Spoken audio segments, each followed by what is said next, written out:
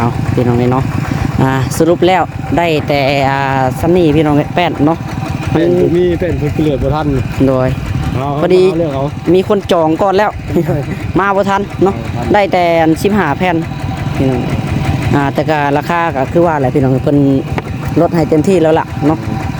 แล้วก็แป้นเฮาก็บ่ได้แป้นดังใจแน่แต่ก็เพิ่นไล่แป้นถ้าแป้นเท่าไหร่พอ30,000เนาะ30,000พี่น้องสิตกอยู่400,000 15แผ่นเนาะ450,000เนาะ450,000พี่น้องเอาทางบ่ส่งแล้วก็ทางในดองเพิ่นขอมกบใจทางแม่อ้อยเพิ่นแน่อยู่ทางต่างประเทศหรือว่าอยู่ทางประเทศออสเตรเลียบ่พอคือสิแม่นเนาะออสเตรเลียพี่น้องเนาะอยู่ต่างประเทศพุ่นแหละจังได๋ก็ฝากอวยชัยอวยพรให้เพิ่นแน่เนาะจังได๋ก็ขอบคุณทั้งแม่อ้อยหลายๆเด้อที่ช่วยพ่อแม่บ่ส่งแล้วก็บ่ส่งตลอดมาก็ขอให้แม่อ้อยอยู่ดี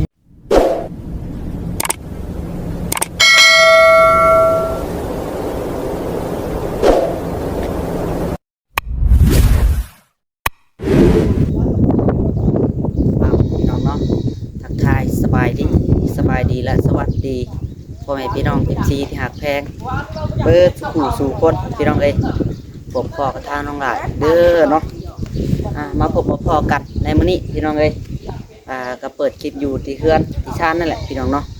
แต่ก็มื้อนี้พี่น้องเอ้ยสิมีการเซอร์ไพรส์กันเกิดขึ้นนะพี่น้องเนาะที่ซื้ออันไม่แป้ดพี่น้องเอ้ยไปให้ทางอันครอบครัวเนาะทางบ่าวส่งเพิ่นพี่น้องเลยหรือว่าทางในดองเพิ่นเนาะคือว่าเพิ่นว่าได้ยินแป้นบ่พอแล้วก็ทางน้องหลาก็ไปโดยน้ำทางผู้หลักผู้ใหญ่เพิ่นมอบหมายให้พี่น้องเลยเนาะซื้อแป้นพี่น้องเลยแต่ก็สิบ่ฮู้ว่าสิแม่นบ่พอจักแผ่นเนาะเดี๋ยวน้องหลาสิไปถามทางพ่อก่อนบ่พอเท่าไรก็ได้ก็ว่าสิขึ้นเอาในมื้อนี้แล้วแหละพี่น้องเลยขึ้นเอาแล้วก็ขึ้นไปเฮ็ดเวียกเลยเนาะเฮ็ดเวียกเฮ็ดงานอยู่พุ่นเลยพี่น้องเลยถึงทางขนแป้นขึ้นไปแล้วก็เห็ดเลยพี่น้องเนาะขนแป้นขึ้นไปแล้วก็ชวนน้องๆกันต่อเห็ดเลยเพราะว่าทางนี้ก็บ่มีเวียกทางไหนแล้วเนาะอยู่ในทางวัดก็หยุดเบรกก่อนพี่น้องท่านก็ได้บ่มีไม้บ่หรือว่าจังไดเนาะอันนี้ก็ฮู้เถื่อพี่น้องเลย เฮ็ดน้ำชั่วโมงแต่ก็บ่ค่อยฮู้ดอกพี่น้องเพราะว่าทางบ้านหรือว่าเพิ่นเป็นคนดำเนินการเรื่องไม้เรื่องตอกก็ได้เนาะแล้วก็ก่อนอื่นก็ได้พี่น้องเลยนี่แหละเฮือนน้องตุ๋ยทองเพิ่นเนาะคือว่าสิเตรียมหามือขึ้นอยู่พี่น้องเอ้ยจังสิแม่นมือใดเนาะเป็นเฮือนขึ้นชานนี่ก็ได้คือว่ากำลังเริ่มคุยกับทางบ่จิตอยู่พี่น้องเอ้ยเนาะเพราะว่าสิหามือขึ้นทางนี้ก็จะเฮ็ดบุญพระป่าแน่พี่น้องเอ้ยเฮ็ดบุญพระป่าเพราะว่าทางหมู่ครูแล้วก็แขกคนเพิ่นมาก็ต้องอาศัยอยู่ตามเพื่อนน้องตุ๋ยทองแล้วก็น้องจ้อยนี่แหละน้องดาวพี่น้องเอ้ยเนาะเพื่อนน้องดาวก็ว่าเช็ดบนฝากรถฝากล่างพี่น้องเลยให้บุญพ่อปอกพ่อป้ากับโมเมนต์ที่ว่าเห็ดแต่เนาะเห็ดน้ำกันพี่น้องเลยเนาะทั้งน้องดาวแล้วก็ทางผู้ช่วยแล้วก็ทางน้องไม้เพิ่นแต่ก็ยังท่านได้บอกเพิ่นบอกทางพ่อเพิ่นบอกเราบอกว่าจังไดพี่น้องเลยอันนี้ก็ยังท่านได้ฮู้เนาะเพราะว่าเดือนสิมานี่บอกพี่น้องเลยเห็ดบุญก็ได้เราก็จิตั้งกองบุญอยู่นี่แล้วก็จะให้เข้าไปในวัดเนาะแบบเดียวกับทางบ่อเตียงประเทศในปีก่อนๆนั่นแหละพี่น้องเลยเนาะแห่ทอดบุญพระป่าพี่น้องเลยเพราะว่าผู้ใดเฮ็ดน้ำกันเนาะพี่น้องเนาะอีกอย่างก็เป็นหมู่บ้านเฮา เนาะหมู่บ้านสายบุญพี่น้องเลยทั้งผู้ช่วยโอ้ยหลายคนเนาะไปจังใดก็ได้เดียวมาทักทายทั้งน้องๆก่อนพี่น้องก่อนเจ็ดเรียกแล้วก็ถามไทยทางพอหรือวีเลิกงานนี่แหละพี่น้องเลยเนาะเป็นยังไงเนาะพี่น้องไอ้เด้นี่เด้ใส่น้องตุ๋ยทองเพิ่นตัวสวัสดีน้องตุ๋ยทองเดี๋ยวนึงหมุนกล้องก่อนแต่เป็นย้อนแสงเลยเนาะ ตัวคือว่าบอกทางบ่จิตเพิ่นแล้วบอกว่าจะขึ้นเรือนขึ้นชานก็ได้บอกแล้วทางอ้ายเพิ่นว่าในไรทางอ้ายเพิ่นก็บ่ได้ว่าอะไรเลยเป็นดีเนาะพี่น้องเอ้ยเพราะว่าเตียงจะขึ้นแล้วเนาะได้ชำนี้ถือว่าโอเคแล้วพี่น้องขึ้นได้แล้วขึ้นได้นอนได้เนาะสำนี้เฮาก็สิหามือขึ้นเพราะว่าทางบ้านหมู่บ้านเฮาพี่น้องเลยสิเตรียมเฮ็ดบุญพระป่าเนาะเฮ็ดแล้วก็แห่ลงไปทอดอยู่วัดพุ่นแหละใดก็ได้ แบบเดียวกับทางเบาเตียงประเทศในปีก่อนๆนั่นแหละที่เฮาไปนั่นแหละแม่นบ่พ่อแบบเดียวกันได้เนาะเบาเตียงมันก็เฮ็ดบุญพระป่าได้ตอนนั้นที่ว่าเฮาไปเนาะสบายดีทั้งพ่อพี่น้องโตเอามื้อนี้ก็มีเรื่องหนึงสิถามทั้งพ่ออยู่พี่น้องเอ้ยเนาะฮะ นั่งอยู่แล้วยืนกระชี บอกก็บ่ได้ถามโดนดอกถามไปเดียวแล้วก็เอาขึ้นไปเอาไม้เอาตอกเลยเพราะว่ามีข่าวดีได้มื้อนี้ข่าวดีทางในดองเพิ่นทางครอบครัวทางบ่าวสงเพิ่น สวัสดียังอีกเป็นยังอีก เอาแล้วเนาะ สิบกูบ่ฮู้บ่ ซื้อแป้นซื้อหยังแล้วมื้อนี้ โอ้ซื้อเป็นเป็นบ่พอ แม่นยินข่าวแป้นเพิ่นบ่พอ แล้วก็ อยู่วันว่าเป็นบ่พอไปถ้ากบไปเพิ่น โดยทางน้องหลาไปก็ไปด้วยอันผู้สมของนางทางผู้หลักผู้ใหญ่เพิ่นทางผู้หลักผู้ใหญ่เพิ่นให้ไปซื้อไม้แป้นในทางครอบครัวทางบ่อสงเพิ่นเนาะก็ว่าบ่พอเท่าไรแป้นบัดนี้พอ แล้วโทรถามเช้าๆนี่ยังว่าบ่หลายยังประมาณ30แผ่น 30แผ่น เด้อ เอาซะพี่น้องเอ้ย เงินก็จักเท่านั้นแหละ อันเดี๋ยวไปเบิ่งนํกันเนาะเท่าไรก็ได้พี่น้องเอ้ยคือทางพ่อแม่เพิ่นฝากเงินมาให้ก็ประมาณ3ล้านเนาะน้องหลาก็สิได้ไปกดออกมาเบิดเลยพี่น้องเอ้ยใน3ล้านกีบเพื่อใส่น้ำหมกน้ำมันไปนี่แหละรถไถบ่มีน้ำมันจักรถจักรน้องหลาน้ำแลพี่น้องเอ้ยเนาะ จังหวะไปเกือบ20เลย โยเนาะ เงินก็หมดเลย เอาพี่น้องเอ้ยแล้วก็สิชวนกันเฮ็ดบุญอีกเนาะบุญพระบอกพระป่าบอกเบิดแล้วบ่ทางนี่ยังบ่ ยังบ่ทันบอกเพราะว่ายังดนอยู่ อ่า อีก30วันน่ะ 30วันก็เดือนสิมานี่เด้อว่า โอ้ยเดือนสิมา มีได้ว่าถ้าว่ามีโอกาสก็เห็นเพิ่นแล้วก็บอกเพิ่นให้ฮู้ก่อนแล้วเนาะ โดย ยันเพิ่นตีเพิ่นเว้าพื้นทางน้องไม้หยังก็ได้ น้องดาวกับท่านได้บอก บอกแล้วน้องดาว น้องดาวบอกว่า บอกแล้วน้องหลาบอกแล้วมีแต่ว่า บอกแล้วก็จังมือก็ ซอยกันได้น้องหลาว่าซอยกันได้มีเท่าไหร่ก็ออกกันออกบุญเฮ็ดบุญ ทมแล้วนี่ เฮ็ดบุญ ดินผสมอนามัยผม ก็มือจะฮอดก็ต้องได้เก็บบ่แล้วนี่กระสอบปูนกระสอบหยังก็ต้องได้จูดบ่แล้วขี้ออกขี้เหงื่อแท้นี้บ่ให้อันเปื้อนอะไรพี่น้องอนามัยเบิด เพื่อสิเฮาครับ อ่า หลายบ้านหลายเมืองเด้ โยเนาะแนวกันแหละ ตายเติบได้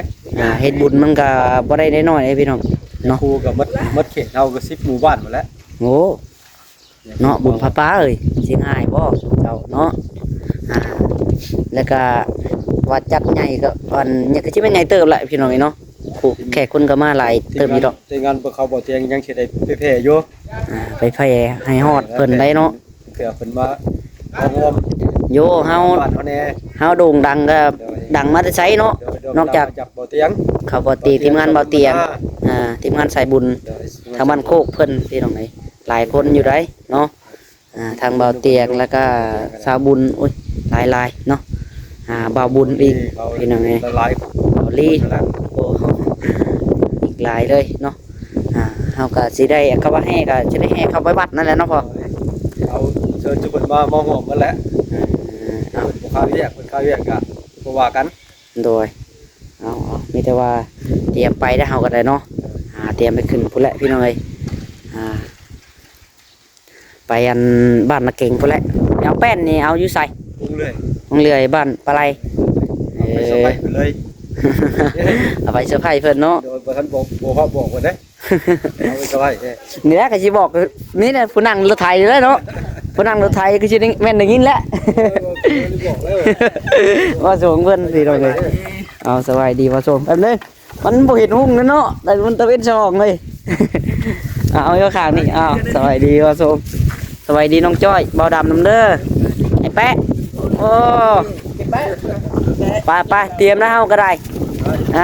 เตรียมเอาไม้แล้วบาดนี่หาไม้แป้น ต่อเตรียมสตาร์ทเครื่องต้องด้วยน้ำมันรถไถมีแล้วบ่ฮะ เติมแล้วได้วันนี่เนาะ ใช่แล้วบ่น้ำมันรถไถ เปิดเบิ่งก่อนนะ เบิ่งกี่โทษนี่ก็ ไปกลางฮอดข้างน่ะ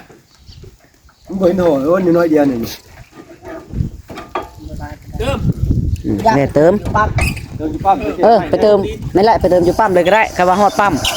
ใช่อยู่ปั๊มเลย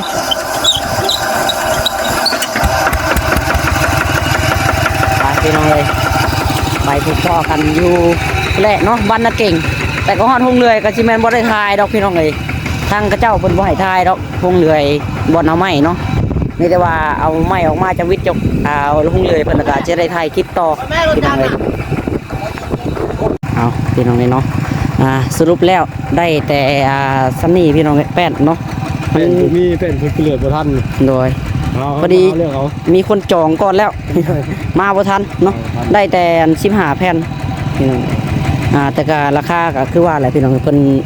ลดให้เต็มที่แล้วล่ะเนาะแล้วก็แป้นเฮาก็บ่ได้แป้นดังใจแน่แต่ก็เพิ่นไล่แป้นถ้าแป้นเท่าไหร่พอ30,000เนาะ30,000พี่น้องสิตกอยู่400,000 15แผ่นเนาะ450,000เนาะ450,000พี่น้องเอา พ่อเขาจะเอาไม้ บ่พอก็สิไปเอาไม้อีกเนาะเดี๋ยวสิจ่ายเป็นก้อนพี่น้อง450,000เอาเด้อพ่อนับ ชอบท่านทาน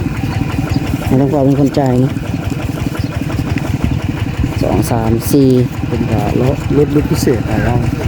450,000เอาว่า400,000ทวนไปยังเนาะ จะบ่ให้บ่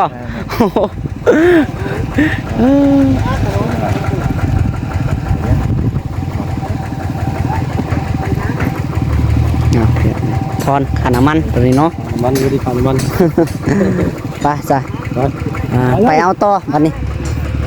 ไปจอดเอาจะใช้บ่วันนี้มีอยู่บ่บนเอาหรือว่าบ่มีมีแต่บอลเดียวได้เนาะห้าเหรียญนี่บ่ ห้าเหรียญบอลเขาชิดตรงด้านประตูไปแล้ว บอลมันนี่ก็เป็นมื่นแล้วเอาไปใส่ก้อนหนึ่ง เอาไปเห็ดตัวนี้ก่อนเนาะ15แผ่นก่อนพี่น้องไปเลยไปนี่ออกไปนำลังพี่น้องเลยเอาแต่ซ้ำนี้ก่อนไปใช่พี่น้องโอเคเดี๋ยวไปพบพ่อกันพูดแหละอยู่เพื่อนทางบ่อส่งเนาะอยู่เพื่อนในดองเพิ่นบาทนี่เอาดิพี่น้องเนาะบาทนี่มาฮอดพี่ได้ไรบาทมาฮอดทางในดองเพิ่นละพี่น้องเลยตโอ้แตง หากมาแต่อันนี้แวลินน้ำไม้ตู้เพิ่นประตูต้นย่างเพิ่นสบายดีทั้งในดองน้ำ สบายดี โอ้ยพี่น้องเลยไปเอาแป้นก็ได้ดิฉันนี่ ซื้อแป้นมาเซอร์ไพรส์เพิ่นพี่น้องว่าเซอร์ไพรส์ก็บ่ได้เซอร์ไพรส์เลยล่ะเนาะ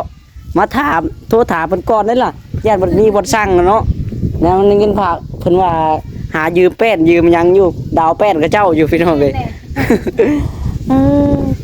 ได้ก็ได้แต่ซับนี่มาก่อนพี่น้อง15แผ่นเนาะเขาลองเบิ่นถ้าว่าอันนี้ก็ยังพี่น้องบ่มันนั้นเฮาลงไปซื้อมาอีกเนาะก็ว่าบ่พอเท่าไหร่ทั้งบ่เพิ่นว่าบ่30แผ่นบ่30แผ่น แล้วนี่บอก ฮะบ่พอบ่อัน30แผ่นเนาะเอามาละ15พี่น้อง ด้านเนาะตลอด ยังสิอีก15แผ่น ด้านใต้นี่คือสิเนาะ เบิ่งก่อนยังหลายปานใดด้านใต้ก็จะตามเนาะ ฮะ ยังหลายจัง ว่า30แผ่นเนาะคำบ่กว่าว่าจักจังว่าใส่เบิ่งก่อนนี่ได้ก็ได้มาเดี๋ยวเลาะเบิ่งก่อนพี่น้องส่วนแม่สิเลาะเบิ่งก่อน เขาจะนี่ไม่มอบเลย อันปิดประตูก็ใส่ผ้าห่มปิดเนาะเอาตัวนี้ไปก่อน หนาวก็เดือดคืนลงผ่านโล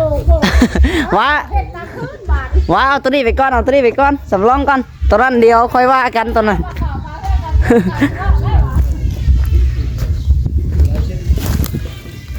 นี่แหละพี่น้องเนาะปอตัวนี้ก็ยังอยู่เด้พวกน้องจ้อยอยู่ทึ่งบ่โอ้ยนี่ไปส่วนให้แม่ชี้เลาะมันก่อนพี่น้องเอ้ยทรงสีงามอยู่ดอกเบิ่งนี่เนาะงามอยู่ได้เด้โอ้ต้นผ้าห่มปิดบ่แล้วเลยเนาะต่อ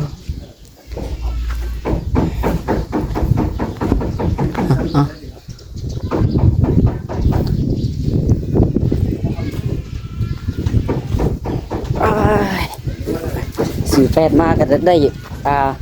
บวชซับเนาะมีแต่มืออื่นว่ากันไหมพี่น้องเลยมื้อนี้ก็เบิดไป3คืนนอนคืน จักแซ่บพี่น้องเลยเนาะต้องแต่งบ่โอ้โอ้โอ้พี่น้องเลยทีแรกทั้งพ่อว่าทลายไม่แป้นนี่พ่อบ่พ่อนะ บอกว่า ฮะ อันเป็นว่า50ตะกี้ 50บ่ อันนี้พอเมื่อกลางวันเดี๋ยวผู้พ่อก็บ่หลายดอกประมาณ30 วัน30 ตามพอไหล เอาอันนี้ก็ถ้าเงินมันเหลือมันหยังก็ไว้มีแบ่งซื้อกับวงกบพี่น้องประตูวงกบเอ้ยบ่แม่นวงกบใบประตูเนาะ ประตูนี่ บานประตู พอไหลว่าใบ1เซนหาแล้วถามอยู่หั่นแล้วมันบ่แม่นเลย มันบ่แม่นบัดนี้ บ่ดี บ่ถามเมื่อกี้นี่ใบเท่าไหร่200,000บ่ยังพิลึกหรือเนาะ ไม่แดงไม่แดง2เซนซาว ไม้แดง200,000ปลายเนาะไม่อันปกติ อันเซนอัน2เซนไม่เคนหินคืออยู่หั่นเหรียญเขาว่าเซน7 อันนี้ก็ถามคร่าวๆไว้ก่อนพี่น้องเนาะจักสิได้บ่ได้เนาะ บางเทื่อได้ดอกมันมีบุญวาสนาก็มีก็ได้ก็มีได้เนาะโอ้ใบประตู สบายดี ว่าส่งพี่น้องเอ้ยยังไม่แป้นพี่น้องเอ้ยมาก็มาบ่เบิดซับแล้วแต่นี้เนาะว่าส่งเขาเจ้าจองหมดก่อนเนาะใช่แม่นเฮาได้พี่น้องเอ้ยใช่แม่นเฮาได้มาเบิดเลย คนขึ้นเตาคู่มือ แป้นก็ได้แป้นโอ้ยแป้นขี้ไล่ก็ดอกว่าเอาทิปซะนี่จ้ะว่ากระเทินนัดเพิ่นเลย เอาพอได้ใช้ก่อน เอาพอได้ใส่มื้อนี้พี่น้อง ได้ก็ยากที่ได้ก็บ่ติบัดหามากบเอามาก็งามเด้ เอากบเอาดัดเอาพี่น้องเอาบัดนี้ก็ได้เนาะ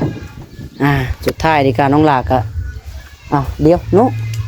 เพิ่นไปเบิ่งเฮือนก่อนนะซะยังจบคลิปเนาะเพิ่นไปเบิ่งเทิงก่อน ใช่เดี๋ยวถึงก่อน ไปคือไปเบิ่ง ยัง น้ำตลอด โดย ไปแท้